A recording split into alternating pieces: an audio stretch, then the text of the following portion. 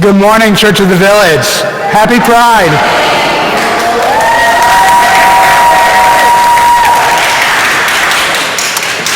Now, before I go any further, let's acknowledge the elephant, the drag queen in the room. Because right now, a queer person in drag is standing at this podium, in this pulpit, about to proclaim the gospel. And that matters. Because for generations, spaces like this, pulpits like this, podiums just like this one, have all too often been used to tell queer people that we were sinful, broken, dangerous, or just unwelcome. And then the sad truth is that this is still happening today. This did not end when hundreds of thousands of our siblings died from AIDS and were ignored and rejected by their government in the 1980s and 90s. This did not end with the murder of Marsha P. Johnson, whose funeral was right here in this sanctuary 33 years ago in 1992. And this certainly did not end with the repeal of Don't Ask, Don't Tell, or when gay marriage became law of the land. All over this country and all over the world, LGBTQ people are still being rejected, still being silenced, still being condemned, and still being pushed out of faith communities simply for existing as themselves. Which is why what is happening right now matters. Because churches like Church of the Village, churches willing to openly embrace queer liberation, authenticity, and radical love still remain the exception, not the norm. A community where a queer person in drag can stand up here at this podium, in this pulpit, not in shame, not in secrecy, but in full authenticity and glory, to proclaim that gospel. And so, family, know that this is not a performance. This is a reclamation. This is queer liberation. This is a declaration that queer people are not outside the gospel. We belong in the gospel. We are the gospel. Because pride began as resistance, as people refusing to hide, refusing to disappear, refusing to believe that shame would have the final word. And if I'm going to preach about authenticity, survival, belonging, and being truly seen, then I can't start by hiding. Let us pray. Holy and loving Jesus, be present with us in this moment. May these words today be more than just heard, let them be felt. Open our hearts to see one another fully, love one another more deeply, and remind us that nobody is outside the reach of your love. May this message bring light where there has been shame, hope where there has been despair, and authenticity where there has been fear. Amen. There were years in my life where I wasn't living. I was merely surviving. Growing up, addiction was normal, instability was normal, chaos was normal. I think you get it. Home didn't always feel safe. My home life was plagued with abuse, violence, and neglect. And somewhere in the middle of all of that, I was also trying to figure out who I was. As a queer person growing up, I learned very early how to read a room, how to adjust, how to become whoever I needed to be for that situation. Because when you grow up in that kind of environment, you learn quickly, being yourself doesn't always feel safe. You learn how to scan faces. You learn how to shift your voice. You learn how to make yourself smaller, louder, funnier, quieter, depending on what the moment requires. You learn how to survive and endure. But all of that comes at a cost. Because every time you adjust yourself to be accepted, you move a little further away from who you actually are. And that survival mode followed me. What started as coping eventually became something else. I went looking for connection, for belonging, for something that would quiet everything I was carrying inside of me. And what I found was addiction. Crystal meth, GHB, chemsex. And in all of that, I finally found a version of connection that felt real in that moment, but slowly devouring my life away. Now let me make this clear. Addiction does not just take one thing most of the time. It takes everything. It takes stability. It takes your sense of direction. It takes your relationships. It takes your sense of self. It takes your future and convinces you that you don't need one. And for me, within a year, I found myself unemployed, HIV positive, and homeless. Sleeping wherever I could, staying wherever someone would allow me to, moving constantly, never settled, never grounded, just trying to make it to the next moment, not thinking about tomorrow, not thinking about the next week, just surviving, just enduring. Luckily for me, I did not have to go through all this alone. I was surrounded by people just like me, a band of misfits, young, queer, unhoused, but all of us using drugs. And this all looked like community on the surface to me, but underneath it was something way different, something very toxic. We were connected, but we weren't connected. We were surviving and enduring together, while at the same time, we were losing ourselves together. And there's a kind of loneliness that exists even in a room full of people, but nobody is really seen. And somewhere in all of that, I stopped seeing myself as someone who mattered. I started to believe the labels: addict, loser, too much, too little, not enough, useless. And when those labels start to stick, they don't just live out there in the world somewhere. They start to live inside of you. They become the voice in your head. They become the way you introduce yourself to yourself. So I kept running, from place to place, from feeling to feeling, from anything that might make me stop long enough to actually feel what was happening around me. But no matter how far I went, there was always this burning question I had deep down inside me. Do I belong anywhere? Is there a place for me as I am? Or am I always going to be seen as less than, something to fix, or something to hide? And that's why this story in the Gospel of Luke chapter 7 has always stayed with me. Because it begins with a woman walking into a room, not knowing if she belongs. Ooh, that's a step. She's always been labeled. She's already been labeled, already judged, already condemned.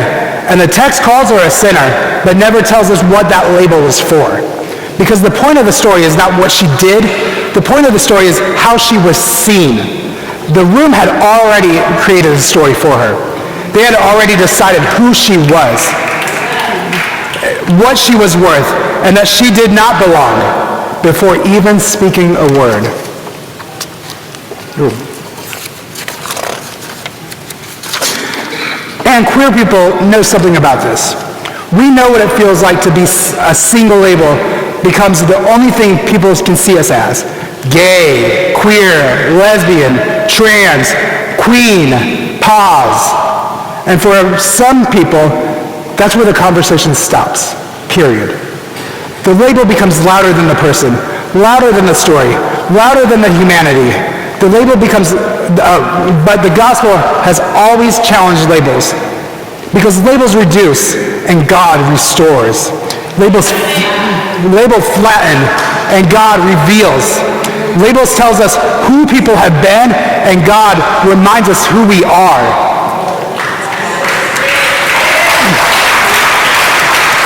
And we know what that feels like. We know what it feels like to be labeled before being known, to be reduced to something smaller than who you actually are. And in my life, I've been called a lot of things. Addict, weirdo, dirty, bum, faggot. And somewhere along that way, those labels start to stick. They start to believe them. We start to believe them. You start to shrink yourself. You start to walk into a room already apologizing just for your existence. But what gets me about this woman is that she walks into that room anyway.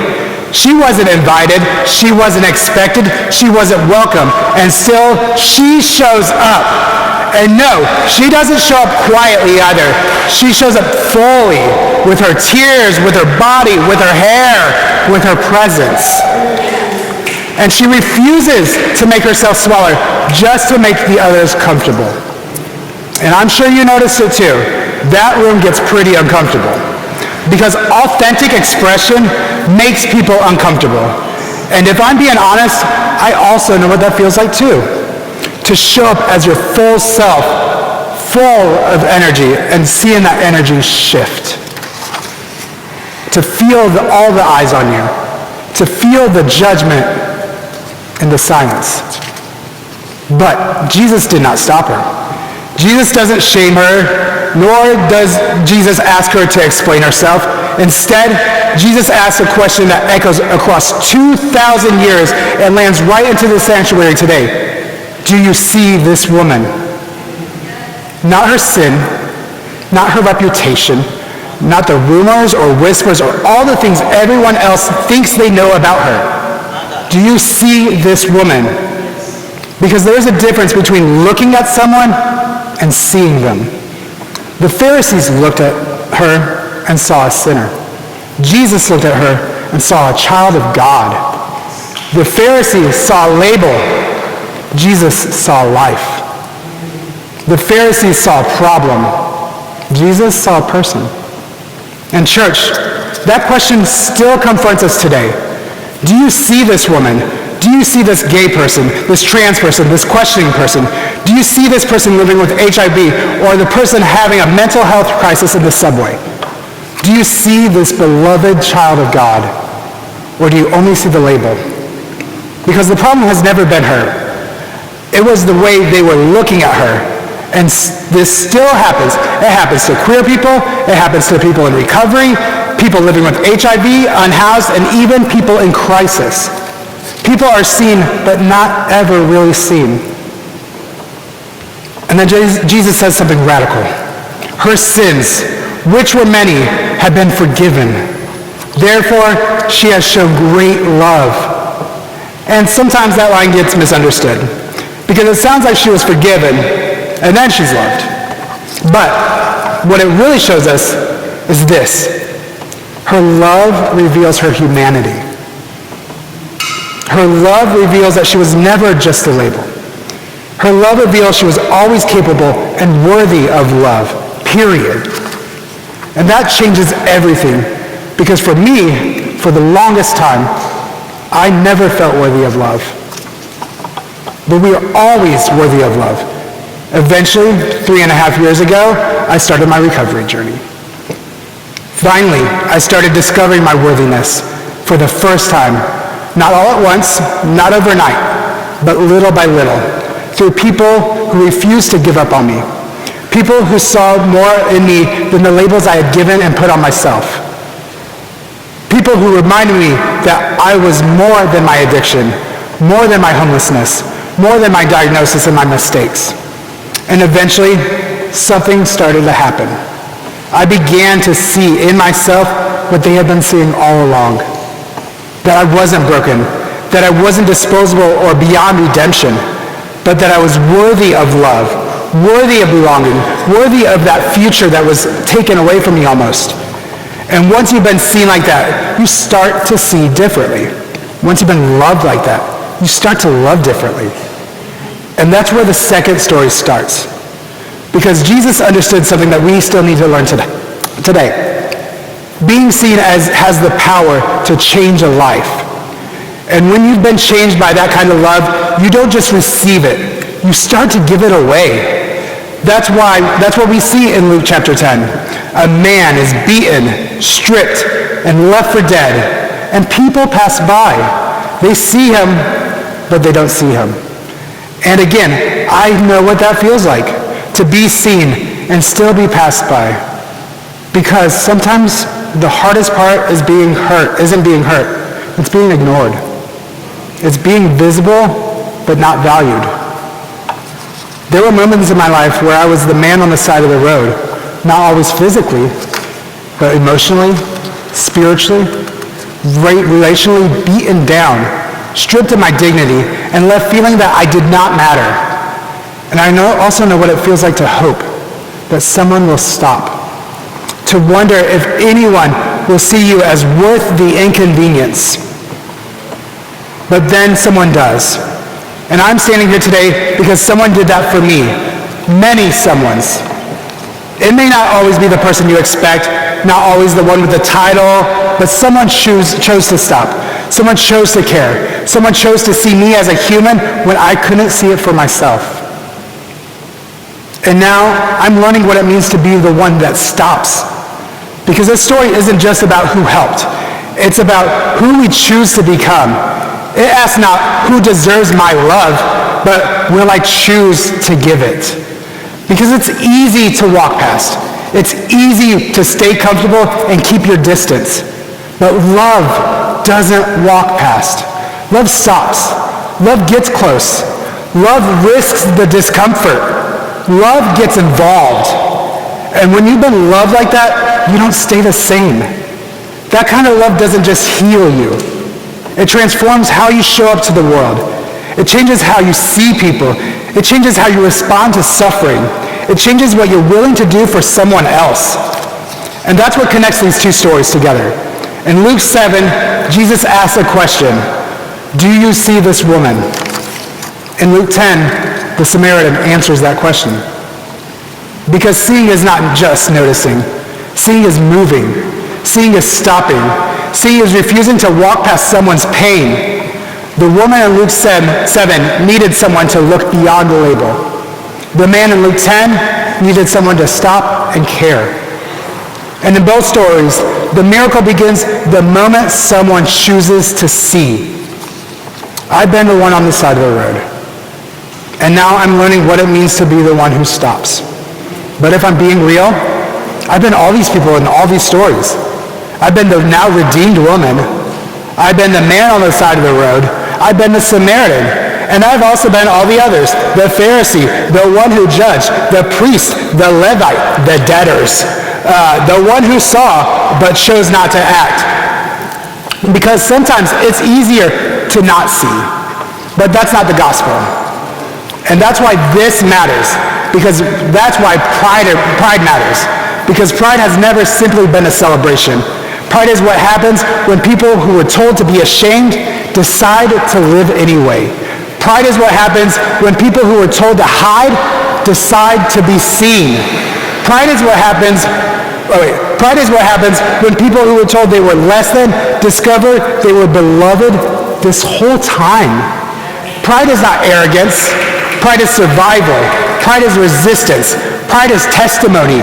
Pride is a community standing together and declaring, we are more than the labels placed upon us. We are more than the shame handed upon us.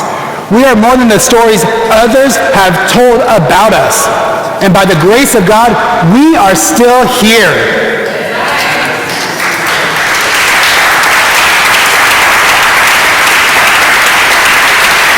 And so, me standing here today as Sunny Day Rainbow, at this podium, in this pulpit, is not a performance.